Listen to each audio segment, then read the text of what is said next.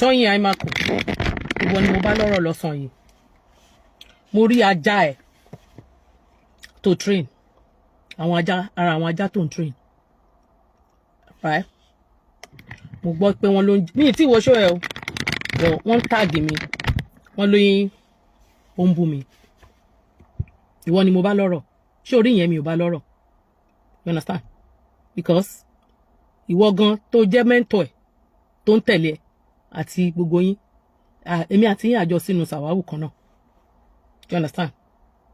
Èmi àti yín àjọ sínú sàwáwù torí mi ò tọrọ jẹ. I don't beg people to feed or to raise my family, to raise my children. I don't beg to eat. I work, right? And I have very good job. Níjọ́ tí ọ̀bọ dẹ̀ ti ń ṣe gbó, níjọ́ tí ajá mi ti ń ṣe lé, inú gbẹ́ lọ́bọ yín wà. All of you all together. Mi ò bòbò jẹ́, mi ò bára jẹ́.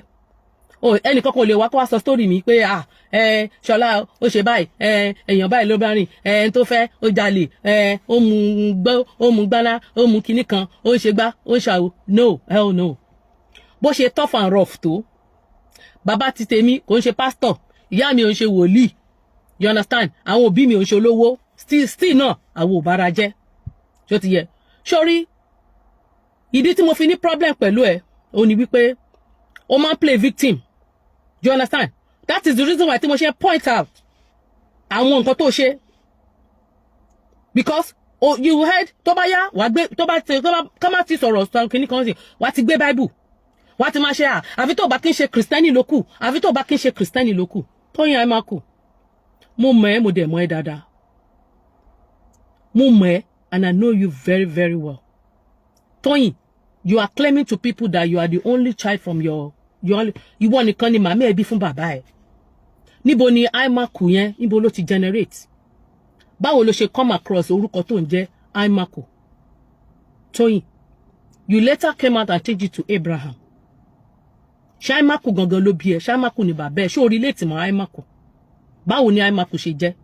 Ṣé o rí preamble eléyìí mo kàn wá fẹ́ fún ẹ ní just a brief. Bí show yẹn ṣe máa lọ. Brief ni mo wá fún ẹ yìí. Ṣó ti yẹ, màá ṣe wá create content fún ẹ. Àwa jẹ́ ìwà jókòó kó lè mọ̀ pé èmi mọ̀ ẹ́, mo mọ̀ ẹ́ dáadáa. Do you understand? Sórí, torí wípé ó wà lára àwọn tó ń ba society wa jẹ́.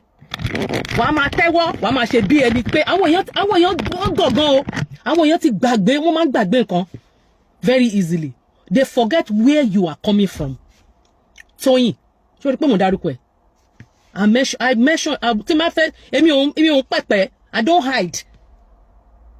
Èmi ò ń hide fún yàn. Do you understand?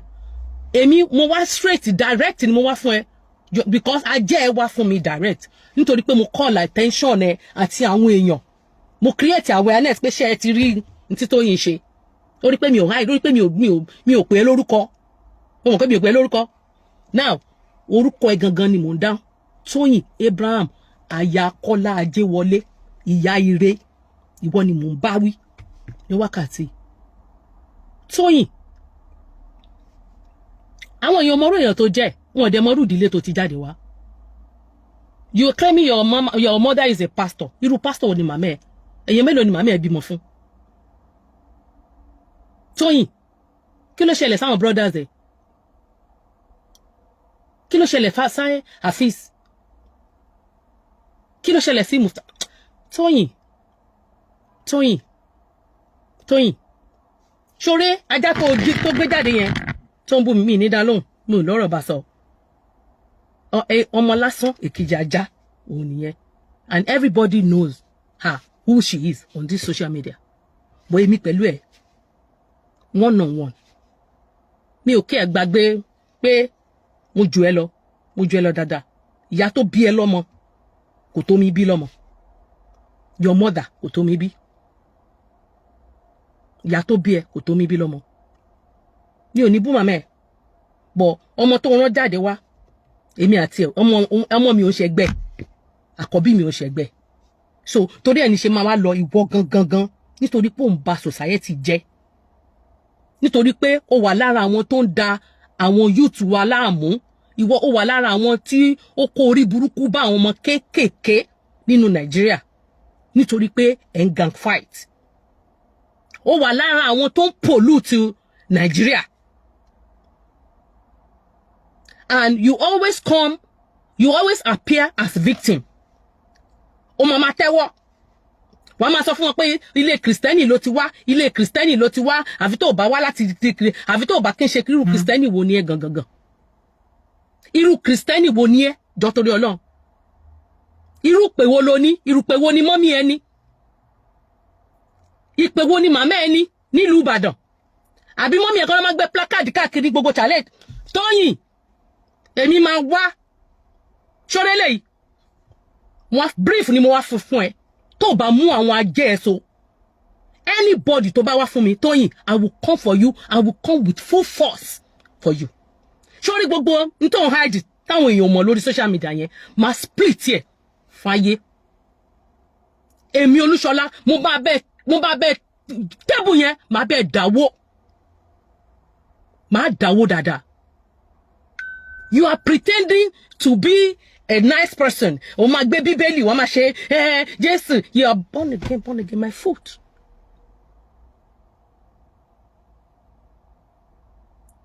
Born again, my foot.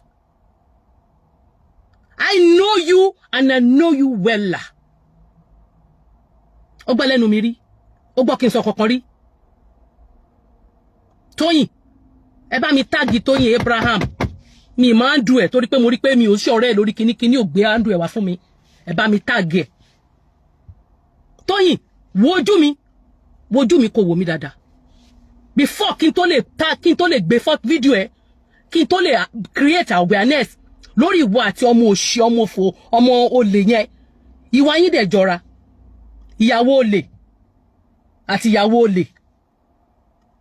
Wọ́n ní ìwà jọ̀wà, òun ló ń jọ̀rẹ́. If not,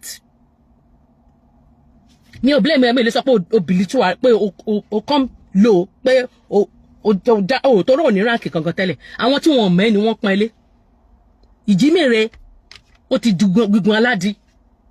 Tóyìn, if you don't call that dog, tó bá flip sí lẹ́nu, torí mo rí pé ìwọ ló rán síta. Ìwọ ló rán síta. Nítorí pé mo ní káwọn ayé wò. Ó ṣe jẹ́ pé gbogbo àwọn èèyàn tí wọ́n da social media rú, tó jẹ́ blackmailers, all these blackmailers, ó jẹ́ pé bóyá ọ̀dọ̀ yín la ti ń rí gbogbo wọn. Why tó jẹ́ pọ́dọ̀ yín, ìwọ àti Ìyábọ̀, why tó jẹ́ pọ́dọ̀ yín ni gbogbo àwọn blackmailers, gbogbo ọ̀dọ̀ yín ni wọ́n wà, ẹ̀yin lẹ push wọn, ẹ̀yin lẹ finance wọn. You are the one pushing them out. Why? Àgbà tèmi tolé, àgbà mi ò ṣàgbà rádaràda, mi ò ṣàgbà òṣì òpònú bí Tòkunbọ̀ tó kó yín jọ. Tòkunbọ̀ ló bá torí tó máa jẹ tí ò ní lè sọ̀rọ̀. Tòkunbọ̀ ló máa torí tó máa jẹ tí ò ní lè sọ̀rọ̀. Àyànga sí yín kò ní dá fún yín. All together. Ẹ ṣí ere ni. Tóyìn, gbogbo tó ń gbé pamọ́ nígbésí ayé ẹ, ní family ẹ, máa wá bẹ́ẹ̀ split ẹ, gbogbo máa bẹ́ẹ̀ tẹ gbogbo ẹ̀ síta báyìí lórí social media. Ṣé olóò ya wèrè ni? Ṣé olórí ẹ̀ ò pè? Ìwọ dé àwọn kan síta kó máa wá bú èmi Olúṣọlá. Ó fi pé mo care ni. I don't care. Ìwọ ló máa jẹ̀yà ẹ̀. Ìwọ Tóyìn ló máa jẹ̀yà ẹ̀. Wá jẹ ṣégeyà. Nítorí wàá ṣọwọ́ bójú báyìí wàá wó mi ò ní rí. Gbogbo Bíbélì ilé ayé yìí ló máa order. Ṣé ti yẹ? Gbogbo Bible ilé ayé yìí ló máa order. By the time tí máa bẹ̀rẹ̀ pẹ̀lú ẹ̀. Bíbélì ilé ayé ló máa order. O kì í gbé Bible. O kì í pẹ́ gbé Bible. Ó yá wèrè ni. Kí ni mo sọ? Mo ní kán wù ẹ́ pẹ̀lú ọmọ tí Lizzy tó ń bú Lizzy. Lẹ́yìn ìgbà tí Lizzy tó help ọmọ yẹn tán. Ẹgbẹ́ wa kó máa Lizzy wò yí pé ọmọ yìí bóyá torí pé kò níṣẹ́ lọ́wọ́ ló fi di blackmailer. Lizzy wò ra ó ní okay kó lọ ibi tí wọ́n gbé lọ kó lọ fi ra níṣẹ́ òun ló tọ́ka sí nǹkan tó fẹ́ ńbẹ̀. Lizzy dẹ̀ sanwó. After tó lọ sanwó tán tó gba níṣẹ́ lọ. Abo lórí burúkú lélẹ̀ ni. Olamide Bukky kò ní dá fún ẹ. Olórí burúkú ni ẹ ṣó fi pé mi bí mo ṣì and I have children. So but mo wá ní children, does that mean that I should not say the truth? Àbórí ẹ burú ni. Olamide Bukky Sultan kò ní yẹ kò ní bá mi dá fún ẹ. Abo lórí burúkú ni ẹ, ẹ̀yin olórí burúkú àtòbò jan yìí. And I have children. So what? So but mo ní children ni ko àwọn olórí burúkú kan máa bàlú jẹ́. Káwọn ọmọ tèmi má ráyè rìn mọ́, kò ní dá fún ẹ, kò ní yẹ. Àwọn ọmọ ẹ máa jẹ́ victim àwọn people yìí. Olórí burúkú tí ẹ di ògbọ́n kan tí mo sọ. And you have children. What does that mean? What do I have to do with what I'm talking about?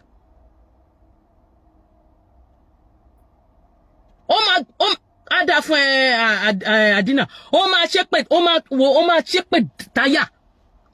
Èmi gan máa dúró mo máa bẹ dọ́gba. Ìwọ nìkan kọ́ ló ní wèrè lọ rí.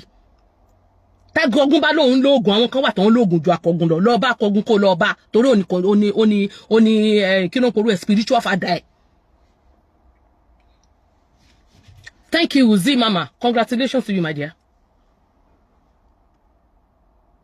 Wo mi dada. Ṣọ́ra àwọn ajá tó ń ṣe show yẹn. Tó bá mo ṣe orí bí iṣẹ́ mo wà, mo ní break ni ko mi níṣẹ́ lọ́wọ́. I have break. So ti yẹ mo ní kí wọ́n sọ fún ẹ brief lélẹ́yìí. Mo kàn fẹ́ sọ fún ẹ bí show yẹn ṣe máa lọ. Máa jókòó tiẹ̀. Wà ló ṣe bẹ́ẹ̀ mọ́. Ṣé olórí ẹ burú? Àwọn èèyàn máa ń wò ẹ́ pé kò ní pín ìwọ gan ó burú ju Ìyábọ̀ Òjó lọ. Ìwọ ó burú ju Gistlover lọ. Tóyìn, àwọn èèyàn ò mọ̀ ẹ́. Good afternoon, Ìyá Alágbo. Àwọn èèyàn ò mọ̀ ẹ́. Àwọn èèyàn ò mọ̀ ẹ́. Wọ́n mọ̀ rò pé mo kàn máa ń wò yín ni, mo kàn ń wò ni. Bọ̀ mo rí pé olórí bú ni ẹ́. Bàbá wèrè ó ní ẹ́. Èmi ló rán ọmọ òṣì ọmọ ìyàwó lè yẹn jáde fún kó máa bú mi. Torí ìwọ ló rán. Ìwọ ló rán. Ìwọ ló rán.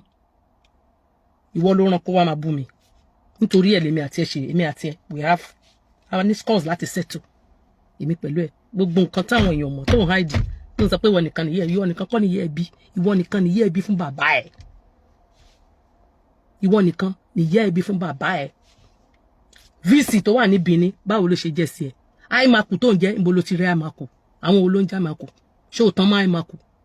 Are you related to Aimaku? Why do you have to change your name to Abraham all of a sudden? Who is your father?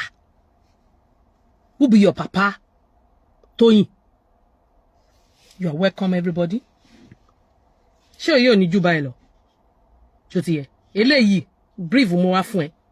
Ma go into details pẹ̀lú ẹ. I will go into details pẹ̀lú gbogbo tó ń hide. I will let people know irú èèyàn tó jẹ́. Ma jẹ́ káwọn èèyàn mọ irú èèyàn tó jẹ́. Tóyìn. I will let people know irú èèyàn tó jẹ́. Personally o ṣẹ̀ mí o. But ẹ̀ṣẹ̀ tó ṣẹ̀ tó dẹ̀ ń kó bá the whole nation, all generations. Onori burúkú tí gbogbo yín ṣe tẹ́ ń recruit àwọn ọmọ, tẹ́ ẹ̀ kọ́ wọn bí wọ́n ṣe máa lọ ṣiṣẹ́. Tí wọ́n fi máa jẹ́yàn láyé wọn. Ẹ sọ wọ́n dẹrú, ẹ ń control wọn, ẹ fi wọ́n da ìlú láàmú, ẹ fi wọ́n blackmail, ẹ fi wọ́n àwọn wá do olórí burúkú, ẹ sọ wọ́n do olórí burúkú sórí social media nítorí 20,000, 10,000 tẹ́ ń fún wọn. Ẹ ń recruit wọn láti máa for your own, láti máa ja ìjọ orí burúkú tẹ́yìn wáyé wá jà. That is it. That is it. Màá wá jẹ́ kán mọ irú bí tó ti jáde wá, irú ẹbí wo gangan ni wọ́ gangan fi jáde wá. Ìyábọ̀ ti sọ story títí ẹ̀ àti mọ̀ boy wọ́n hide títí ẹ̀, màá bẹ́ split ẹ̀ síta. Màá bẹ́ sọ irú àwọn family bó ṣe jẹ́. Àfíìsì ẹ̀gbọ́n rẹ̀ bábúrò rẹ̀ ni àti wọn àti kejì ẹ̀ kànga tó wà nílé yín àti gbogbo oríṣiríṣi ṣé o ti yé gbogbo story yẹn. Màá wá bẹ́ ṣàlàyé, màá bẹ́ nọ́mbẹ̀ dáadáa. A fi ṣe series 1, series 2, series 3. Ṣé olórí ẹ̀ ò pé èmi ló kọ́ àwọn ọmọ ajá kan síta wá káwọn máa bú èmi náà àwọn ajá ẹ̀ ń bú. Mo sọ fún ẹ. The more they come out, the more tí mo bá ń gbọ́, the more tí inú bá ń bí mi, the more ni màá wá fún ẹ. She changed her name from Aimaku to Abraham. Ẹ bá mi bí léèrè báwo ni Aimaku ṣe jẹ́? Kí ni relationship òun àti Aimaku? Torí ẹnìkan sọ pé òun nìkan ni wọ́n máa bí, wọ́n ní òun nìkan kan náà bí. ó lẹ́gbọ̀n ó lábúrò ó ní kékeré ó ló kéré jù láàrin wọn sorry ó lẹ́gbọ̀n kí ló ṣẹlẹ̀ kí ló rán kan náà àwọn ẹ̀gbọ́n ẹ̀ lẹ́sọ̀rùn ẹ bá mi béèrè lọ́wọ́ pé kí ló pa ẹ̀gbọ́n ẹ̀ Tóyìn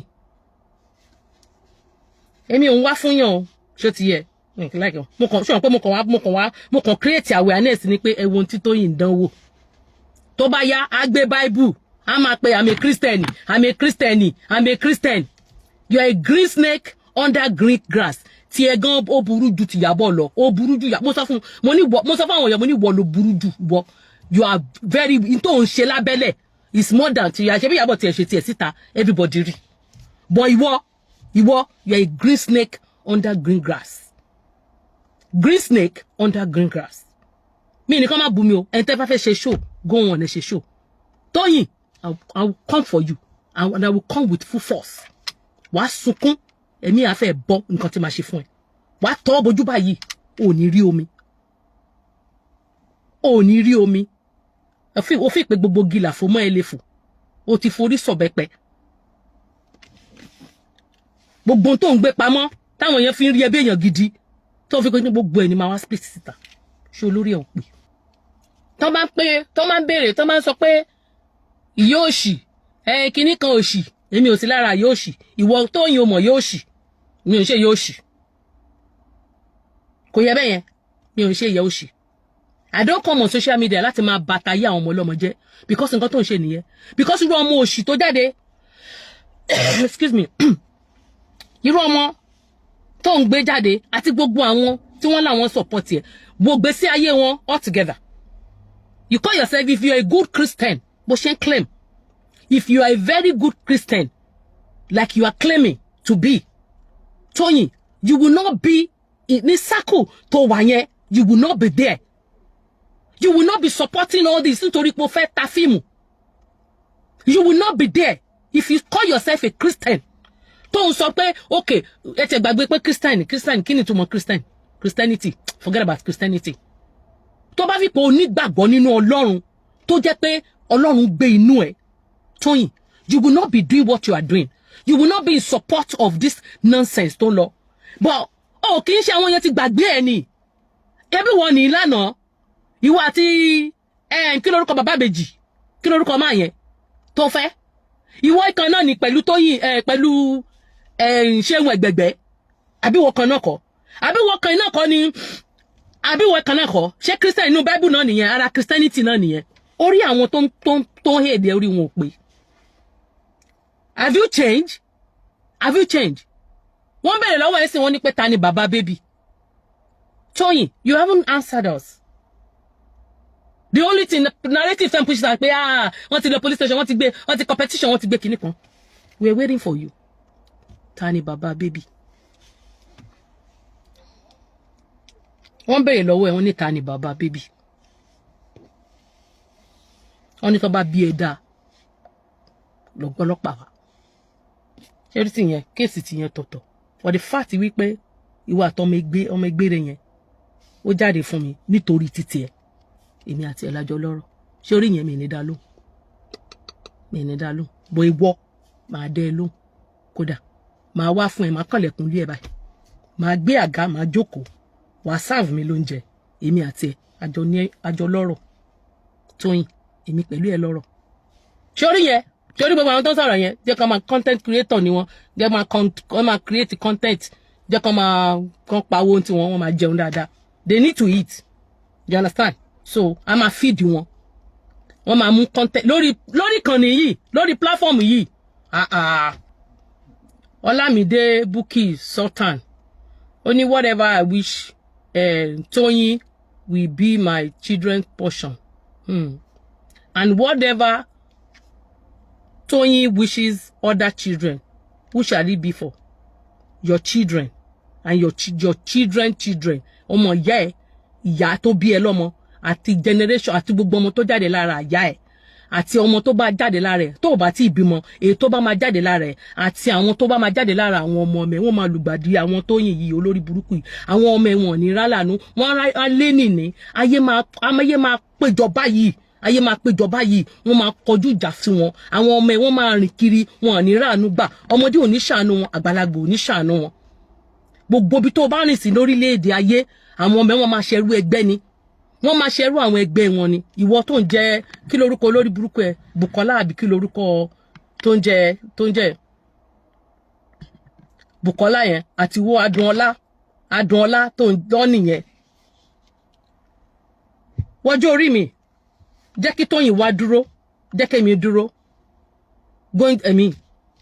jẹ́ kí Tóyìn I'll be 58 jẹ́ kí Tóyìn wá dúró kẹ́mi wá dúró ṣé bó ṣe dàbí ọmọ ọ̀dọ̀ alámọ̀là kò sí nǹkan tó wọ̀ tó lè fi tiẹ̀ láyé kò sí nǹkan tó wọ̀ tó lè fi tiẹ̀ so at 58 báwo ni ìyá tiẹ̀ ṣe rí at 58 no make up mi ò make up mi ò lo make up ẹ ṣáà pé kò sí filter no filter no make up you look at me so ẹ jẹ́ mú ìyá ẹ wá Adùnọlá mú ìyá tiẹ̀ wá ìyá tó bí ẹ tó lórí burúkú ẹ lọ́mọ mú síta kó jẹ́ ká rí àtọ́jú tó lé àtọ́jú àbẹ̀wò ṣá ló ń bá wí okay sorry mú ìyá ẹ síta kó jẹ́ ká rí olórí burúkú ọmọ òfò mú ìyá ẹ síta gbogbo yín mú ìyá yín síta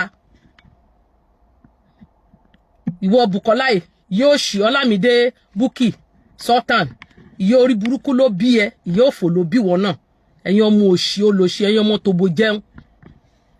tòbò jẹun olòṣì set of people wọ́n fi wọ́n gbé gbaná bí wọ́n mú gbaná wọ́n mú gbó igbó náà fi ń dó wọn àwọn ọmọ tán fi kólòsì bá sùn orí yín burú Tóyìn èmi mo ń bọ̀ fún ẹ ṣé ó ti yẹ ìyá ẹ ló máa dì Tósìn John mo máa gbogbo yín ni máa wá lẹ́yọ kọ̀ọ̀kan báyìí máa lọ máa wá fún ìyá yín ìyálà ìyá yín lẹ́yọ kọ̀ọ̀kan don't worry so continue jẹ́ káwọn tó ń jáde jẹ́ kó máa jáde èmi ẹ pẹ̀lú ẹ lájọ lọ́rọ̀ ṣó ti yẹ ẹ mú ìyá yín jáde at 58 I'm going to 58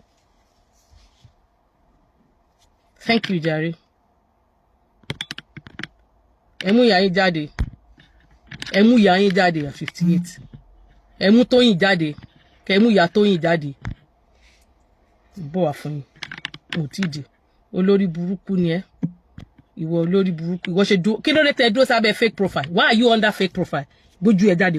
tó ẹ̀yin èèyàn wa ẹ̀ mà ti gbọ́ àwọn ọ̀rọ̀ yìí tí madam Olúṣọlá Yusuf tí wọ́n sọ nínú fídíò yìí lórí ọ̀rọ̀ Tóyìn Abraham yìí tí ó ṣe fídíò pẹ̀lú arábìnrin kan tí gbogbo wa mọ̀ sí Alábìkẹ́ yìí tí ó ń bá Lizzy Anjorin fa wàhálà ẹ̀yin èèyàn wa kí ni ohun tí ẹ lérò lórí ọ̀rọ̀ tí arábìnrin yìí tí wọ́n sọ. kó wá bú mi gbójú ẹ jáde kó wá bú mi ẹ̀yin olórí burúkú olóṣì aṣòṣì máa mọ̀ olórí burúkú set of people ẹ̀ ń da Nàìjíríà láàmú àwọn ọmọ ọlọ́mọ wọn wá ẹ̀ kọ́ wọn bó ṣe máa ṣiṣẹ́ ẹ̀ kọ́ wọn bó ṣe máa jẹ́yàn láyé wọn you are giving them 20,000 10,000 naira láti wá máa dorí social media rú láti máa báyé wọn jẹ́ olórí burúkú ẹ ti gbà pé àwọn yẹn náà máa bímọ ẹ wá ní Nàìjíríà ò dàbáwò Nàìjíríà ṣe dáadáa ìwọ pẹpẹrẹ yín ní Nollywood movie Nollywood stars tó yẹ káwọn ọmọ yẹn máa rí as good role model you useless set of people.